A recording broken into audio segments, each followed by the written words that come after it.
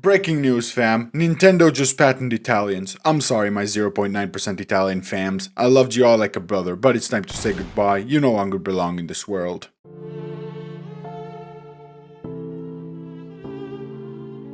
Alright, 15 seconds over, I can swear now. There aren't many people more morally bankrupt than the fuckheads sitting at the top of Nintendo. They're suffocating creativity in games and they're doing it with a smile on their faces. Actively strangling innovation, crushing community, and poisoning the future of gaming itself. Let me explain. Now, you'd be surprised to hear I'm not inherently against patenting games. I mean, Nintendo's just a scrappy little indie dev, right? No one knows their name, and greedy corporations keep stealing their ideas while they fade into obscurity. Of course they'd need to protect themselves. What do you mean they're worth over $100 billion? That's not important right now.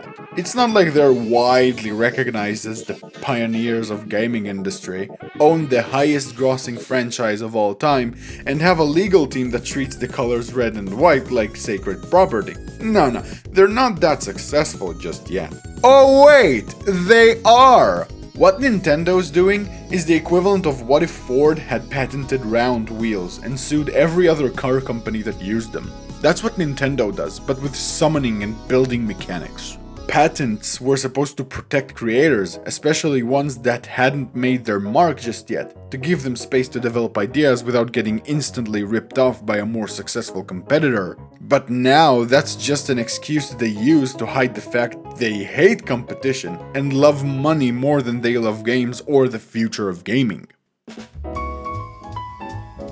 Yup, I did not miswrite that. One of the biggest reasons Nintendo gets away with this is because the legal system is run mostly by boomers. People who don't know the first thing about games, game mechanics, or creative code.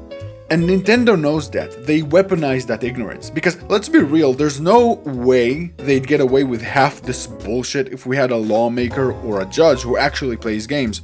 Or a lawyer who understands both copyright law and why gluing objects together in a game isn't a revolutionary mechanic that must be patented.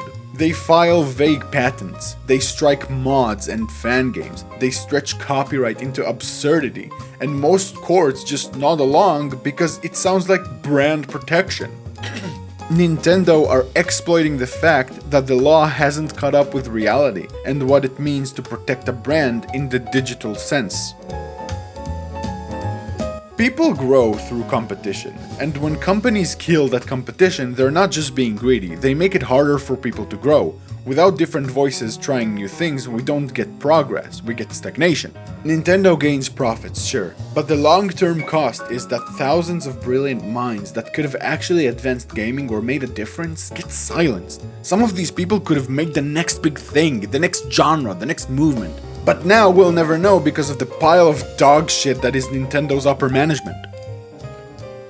I'm really sorry that this is the second video in a row that I have to do this, but I don't have a clear solution for Nintendo's predatory behavior.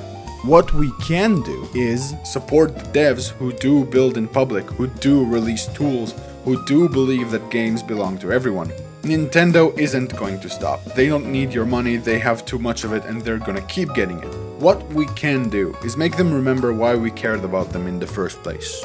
Not because they were litigious.